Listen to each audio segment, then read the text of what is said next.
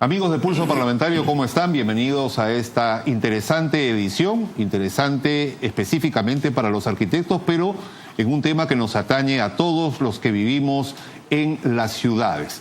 Para tal efecto nos acompaña el decano de la Orden, el arquitecto Arturo Yep. Bienvenido a Congreso Televisión. Bien, muchas gracias, Álvaro, por esta invitación a participar en Pulso Parlamentario. Qué ocurrencia, al contrario, gracias por acompañarnos. Se ha por fin, después, según hablábamos, de más de 10 años y quizá muchos años más, reglamentado esta ley 30225, que obliga a las instituciones gubernamentales a por fin considerar el concurso arquitectónico para las obras que se construyan, me refiero a infraestructura pública. ¿En qué nos beneficia a los ciudadanos? Mire, efectivamente, hace 24 años, exactamente en el año 1994, se aprobó la Ley de Contrataciones de Obras del Estado, y en esta ley, ¿no?, por un exceso de simplificar los trámites, se eliminó la obligación de efectuar concursos de proyectos de arquitectura. Hoy, efectivamente, con la nueva reglamentación de la ley, de la misma ley de contrataciones, pero ya está modernizada y adecuada a los tiempos, no se está viabilizando la realización de concursos.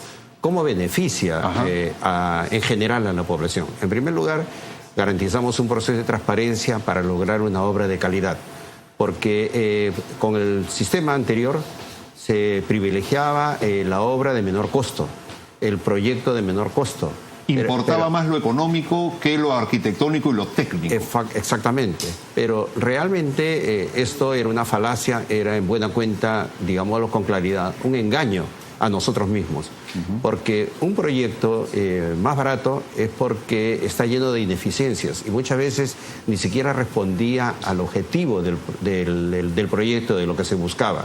Y entonces nos encontramos con que el proyecto, al momento de su ejecución, llevaba pues a modificaciones, a ampliaciones, y a las famosas adendas de repente también, ¿no? Exactamente, porque cada una de estas modificaciones implicaba adendas.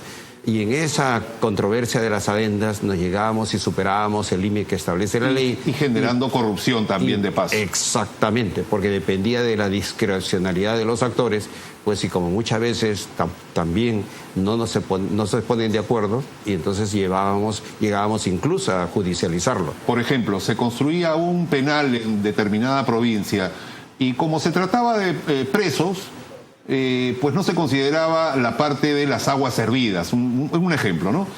¿Esto ya no va a ocurrir? No, ya no debe ocurrir. Un penal sin desagüe, digamos, efectivamente, en criollo. Y sobre ese tema hay experiencias, porque se han licitado hospitales en el interior del país y resulta que estaba en el papel proyectado que las aguas servidas van a la República, pero en esa ciudad no hay República, entonces se ven obligados a construir una planta de tratamiento. Pero es una respuesta espontánea, les obliga a hacer prácticamente una suerte de ampliación del proyecto.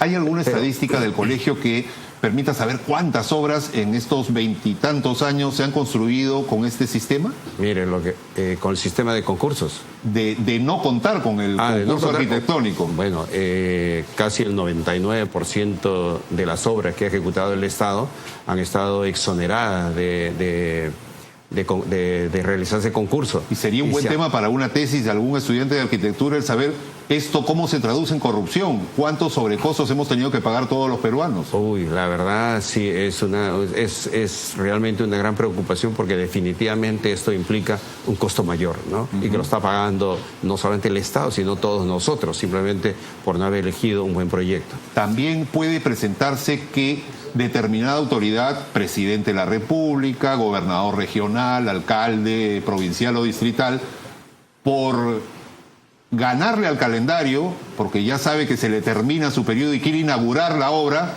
apruebe al caballazo que, por ejemplo, un edificio tenga no 8 o 7 niveles de estacionamientos y no solamente 2 o 3. Lo importante es inaugurarlo rápidamente para las cámaras. ¿Eso también se ha presentado? Claro, porque también incluso podría ser que se condiciona, ¿no?, la autoridad política condiciona determinadas características de la arquitectura cuando no son necesarias. Y lo único que se está haciendo es, se está incurriendo en mayores costos. Si es que eso se hace desde un punto de vista racional, funcional, estético, lo más probable, muchas de esas obras calificarían como innecesarias. Y entonces, de esta forma, la inversión pública, a través de estos concursos de proyectos, va a ser mucho más racional las decisiones y a las finales va a ser mucho más eficiente el gasto público. Esto también por añadidura le fastidia la vida a los demás, porque los vecinos van a tener, siguiendo el ejemplo este de los estacionamientos, que ver sus fachadas, sus parques, sus áreas públicas repletas de vehículos simplemente porque una autoridad negligente decidió aprobar sin concurso arquitectónico menos estacionamientos en un edificio público en donde hay gran afluencia de personas que van en sus vehículos. Ahora, lo que es interesante, efectivamente, ¿no? Efectivamente, porque de esa forma, cuando los arquitectos evalúan, tienen que ver que se cumpla con todos los requisitos que establece un proyecto. Si en el proyecto está contemplado la afluencia de públicos, de visitantes, ya sea de carácter temporal o permanente, tiene que calcularse la dotación de estacionamiento necesario y resolverse al interior del predio, no afuera. Tiene que ser al interior del predio. Pero también vale la pena señalar un aspecto importante, porque como estamos hablando de los mejores proyectos desde el punto de vista de la arquitectura, estaríamos logrando calidad arquitectónica. Y calidad arquitectónica, en buena cuenta, significa calidad urbanística. Y entonces nuestras ciudades, nuestros espacios urbanos van a empezar a mejorar, porque nadie puede negar que aquellos proyectos hechos en el pasado con concurso han contribuido a la calidad del espacio urbano. Mire, uno de los primeros proyectos efectuados por concurso fue el Palacio Arzobispal en la Plaza de Armas. Y nadie puede desconocer la calidad de la fachada, con el estilo propio de la época, una suerte de neocolonial. Sin embargo, respondió y hoy es un referente de la arquitectura, un factor de atracción, ¿no? Visitarlo.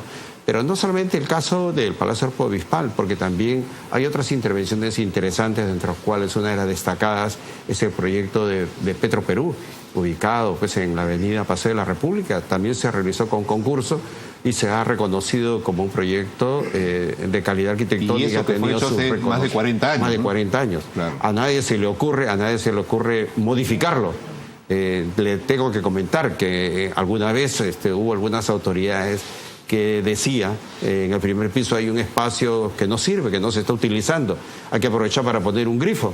No, oiga, por favor, si pones un grifo, desmerece la calidad del espacio. Y felizmente, gracias no solamente a que es una buena obra, sino además ha sido reconocido y premiado esta obra, entonces forma parte del patrimonio moderno, nadie se atreve a modificarlo. Entonces, eso es lo bueno de tener obras que contribuyen al mejoramiento del espacio urbano. ¿Cuál es el punto de vista del Colegio de Arquitectos respecto a edificios públicos en donde se desempeña determinada institución logra el presupuesto, construye su sede principal y la deja disponible para que otra institución, de repente que se dedica a otro tipo de actividades oficiales, asuma la titularidad de ese predio? Por decir, el Tribunal Constitucional, que funciona acá, va a tener una nueva sede en San Isidro, que anteriormente fue la sede del Banco de la Nación. Una cosa es la afluencia de abogados, de litigantes que van al Tribunal Constitucional, y otra muy distinta es la del Banco de la Nación, donde hay público de a pie que va a hacer sus trámites rápidamente. ¿Cómo poder compatibilizar un edificio público cuando cambia de giro de acuerdo al titular? Mire, hay una experiencia específica que todas la conocemos y empezó en el concurso como la sede administrativa del Ministerio de Pesquería en la avenida Javier Prado. Hoy Museo de la Nación. El cruce con la avenida Aviación. Este edificio se construyó pensando en que sea un ministerio. En el boom de la pesca, dicho sea de paso. En el boom de la pesca. Claro. Factores a favor y en contra hizo que luego pues se deje vacío porque hubo una reorganización del ministerio de aquel entonces y necesitó menos área y pasó a otras edificaciones y este edificio quedó disponible para el Estado y entonces se destinó para otras actividades. En algún momento se destinó un sector, me parece que para el Banco de la Nación temporalmente, pero hoy es el Museo de la Nación y está respondiendo adecuadamente. He visto la forma como se ha ido adaptando a una nueva función, ¿no? Porque los museos requieren grandes espacios, algunos en altura, ¿no? Y veo que aquí se ha ido acondicionando. Por supuesto, el proyecto no fue pensado en museo, pero se ha tenido que acondicionar. Y eso significa que en cada una de las etapas se tiene que plantear un proyecto de remodelación. ¿Qué se hace en esos casos desde el punto de vista del Colegio de Arquitectos? Obviamente la recomendación es que ahí lo que corresponde también es hacer un concurso para un proyecto de remodelación. Lo que hay que evitar es que el funcionario dentro de su capacidad resuelva un problema que es de interés nacional. Porque al final el funcionario, la suma de decisiones de pequeños funcionarios no da la mejor respuesta. Lo que hay que hacer es, mira, acá queremos hacer esta tarea, este proyecto, pues y se saca concurso y el concurso va a plantear la mejor solución desde el punto de vista interno, desde el punto de vista externo, como digo, preocupándose de la calidad del espacio urbano, del espacio público, pero también encontrando la funcionalidad interna. Desde que está en ya vigencia este reglamento, ¿cuántas obras ya se han podido viabilizar con la aplicación de este reglamento? Mire, lo interesante es que esto no camina aislado, porque ya ha habido algunas iniciativas por parte de entidades del Estado para implementar concursos.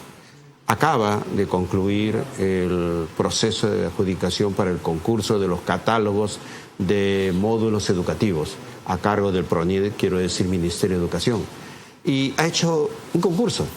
Y el concurso lo ha hecho para poder encontrar una fórmula, porque fue una sugerencia que le planteamos, hizo un convenio, implementar concursos para poder llevarlo a cabo. Lo que hizo un convenio con un Organización de los Estados Iberoamericanos, para que esta organización, una ONG, pueda cumplir, hacer un servicio a través de un concurso y seleccionar los mejores proyectos. Entonces, de alguna forma hay un antecedente. También vale la pena señalar que, de otro modo, en nuestra regional de Junín también se hizo un concurso para elaborar un expediente de la remodelación de una calle peatonal en la ciudad de Jauja.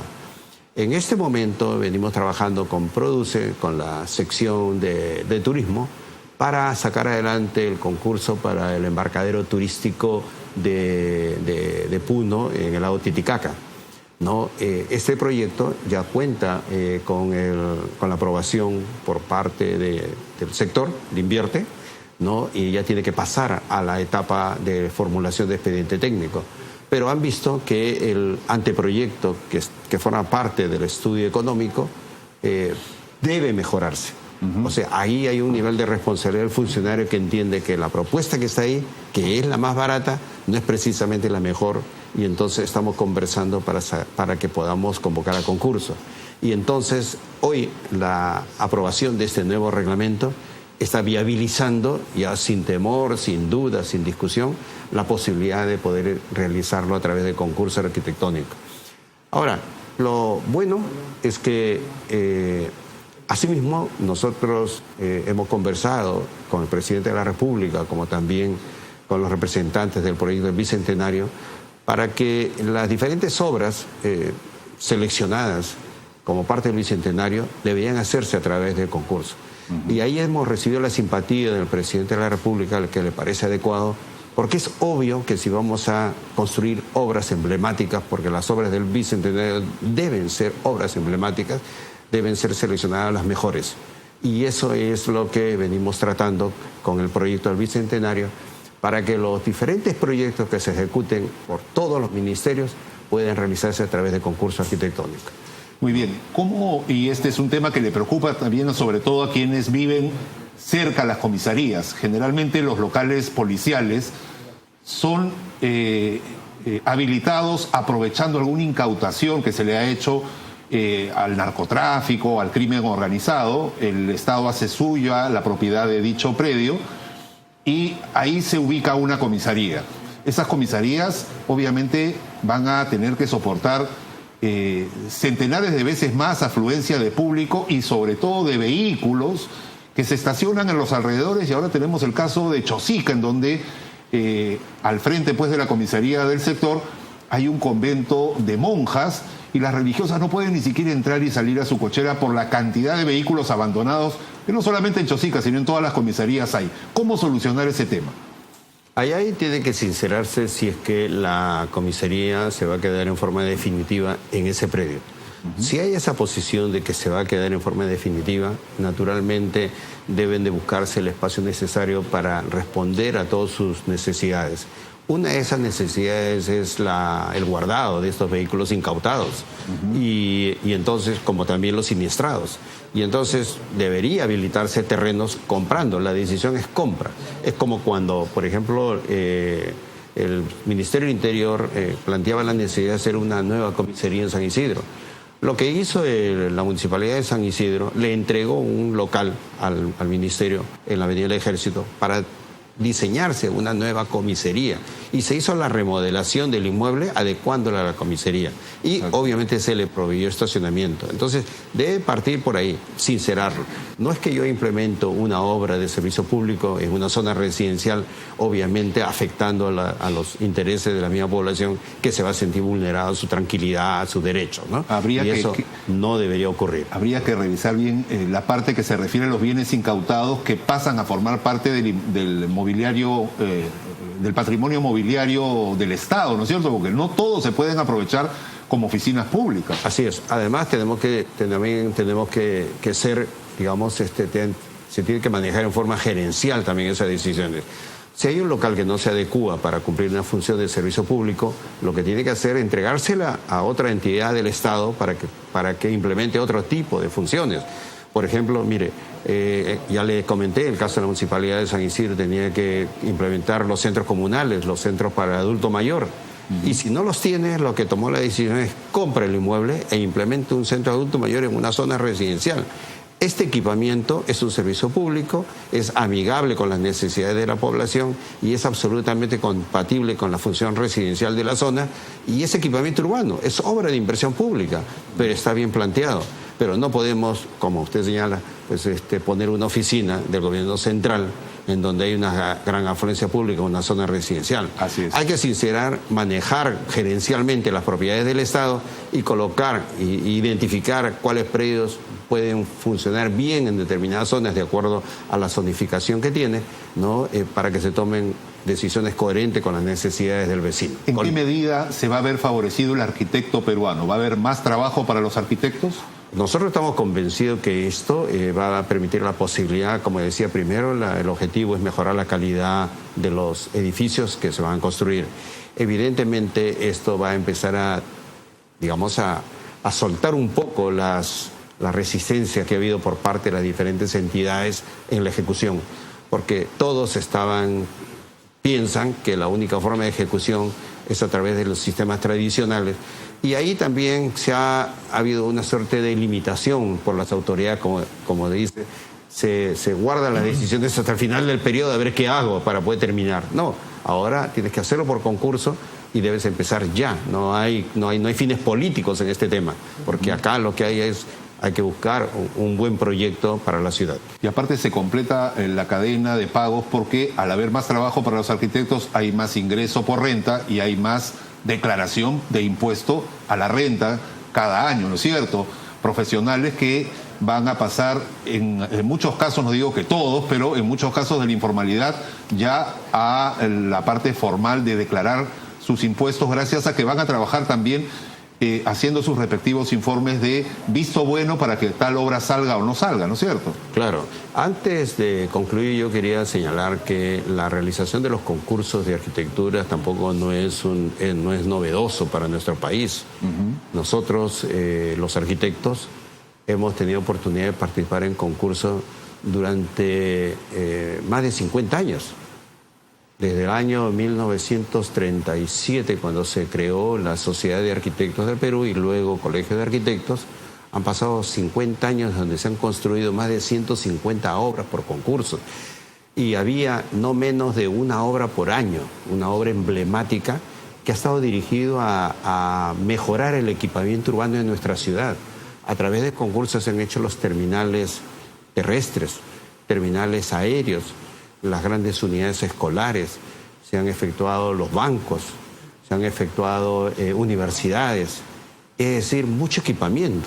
Y también ¿no? se han caído muchos puentes, seguramente construidos en la época en que no hubo necesidad de digamos, visto bueno del Colegio de Arquitectos, ¿no? Mire, allá tengo que reconocer que en la tipología de puentes los arquitectos no hemos participado y eso también ha sido una limitación, porque hoy los mejores puentes están construidos por arquitectos ingenieros, ¿no? El más destacado es el arquitecto Calatrava y sus puentes son un referente, son un elemento de atracción en todas las ciudades donde se han construido.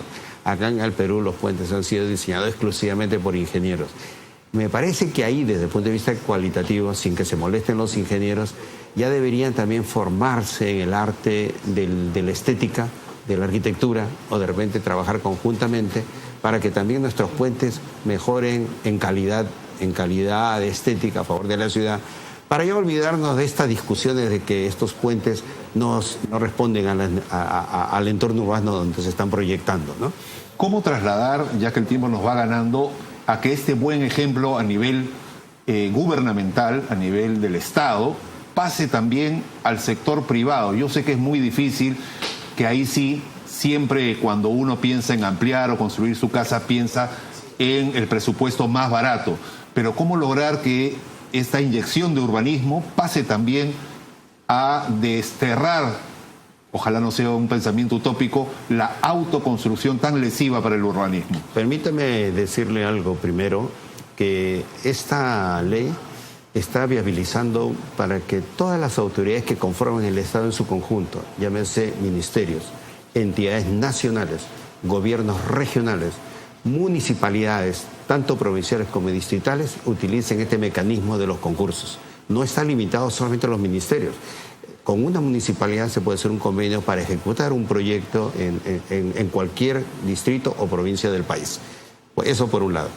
En el caso de la inversión privada, realmente la inversión privada reconoce los beneficios del sistema del concurso, porque el inversionista privado hace su propio concurso.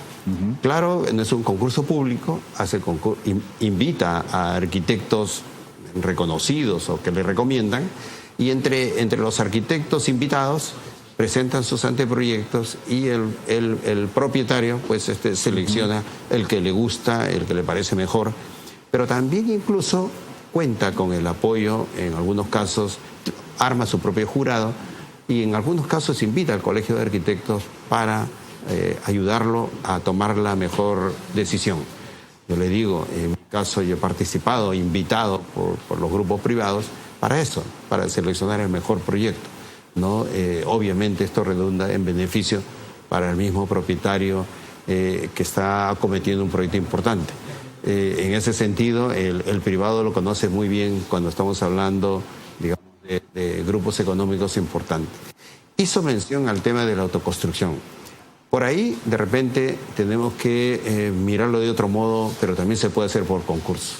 Porque la forma de contribuir a ayudar a la autoconstrucción, obviamente, es cuando tengamos viviendas que puedan competir con las viviendas de autoconstrucción. Y entonces también debería hacerse concursos para hacer viviendas de bajo costo, ¿no? Y ahí tiene que ver hasta incluso con concursos de ideas, ¿no? También se han hecho en otros países, como acá en el Perú se hizo años atrás el famoso concurso de Previ, ¿no? Este programa masivo de viviendas, y que fue un referente a nivel mundial y que nosotros hoy prácticamente ya nos hemos olvidado y lo hemos perdido. Debemos regresar a ese tema. Pero tampoco no hay que desalentarnos, porque el mismo programa de Mi Vivienda ha hecho concursos de proyectos de multifamiliares, ¿no? Y con concursos. En 2 oportunidades nos ha invitado para conformar el jurado, ¿no? Un proyecto en La Libertad, otro proyecto en Iquitos, ¿no? Entonces, como voy mencionando, gradualmente los funcionarios están empezando a sentir la responsabilidad de que las obras que tienen que hacer no puede ser de cualquier tipo, no puede ser una más. Debemos olvidarnos, digamos, de la mediocridad. Debemos preocuparnos siempre de dejar bien marcado nuestras inversiones. Vale la pena señalar que este esfuerzo de llegar al concurso, la verdad es que en los últimos años empezó en una coordinación que hicimos con el Poder Judicial. para poder sacar adelante un proyecto importante que en el Poder Judicial se había aprobado, que es el diseño y la construcción de la nueva ciudadela judicial. Las autoridades de aquel entonces, que ya habían recorrido otros países, se habían dado cuenta que en otras ciudades ya las nuevas sedes judiciales no son como las que tenemos acá, que usted muy bien lo ha relatado, cuando las diferentes salas o cortes ocupan edificios de incautados o edificaciones que le entrega el Estado y ahí acomoda un juzgado. No es del tamaño adecuado, no se separan los espacios público-privado y termina habiendo un acomodo de cualquier tipo. El gran ejemplo es el ex Ministerio de Educación. Así es. Entonces, pero también en los juzgados en todo el país hay una suerte de hacinamiento en los juzgados. Una tuburización judicial, ¿no? Sí, es increíble. Entonces, ¿cómo podemos pedir pues, una claridad en el sector justicia cuando no hay condiciones adecuadas? Las autoridades de aquel entonces nos comentaron eso y a partir de ahí empezamos a trabajar para diseñar las bases de esta nueva sede judicial. Y yo lo quiero comentar porque si bien es verdad, esto se discutió con las autoridades anteriores, el proyecto sigue, porque las autoridades deben pasar como debe pasar, pero debe haber una continuidad de pensamiento. Exacto. Y la ciudadanía judicial debe hacerse por concurso, porque en aquel entonces estábamos en una discusión interna de que tenía que hacerse por el sistema tradicional. Y nosotros decíamos no, porque si no, no vamos a llegar a los ejemplos que hay en Barcelona, en Madrid, en Rosario, en Buenos Aires. ¿Por qué tenemos ciudadelas judiciales importantes donde además se respira justicia? ¿No? Y en cambio acá nuestras sedes judiciales, ¿no? Con su congestión, con su oscuridad, pues, y la poca transparencia, no precisamente refleja justicia y equidad. Muy bien. Hay que siempre señalar que las obras, como usted bien dice, son las que quedan. Las ceremonias de inauguración quedan, pero en el archivo periodístico, para las fotos simplemente, pero las mejores obras son las que tienen que quedar. Yo le agradezco por habernos aclarado este importante reglamento que va a redundar en beneficio de toda la sociedad. Muchísimas gracias, arquitecto. Muchas gracias, Álvaro. Muy bien. Y con ustedes, amigos, también no me queda sino agradecerles por la sintonía e invitarlos a una próxima edición de Pulso Parlamentario. Que estés bien.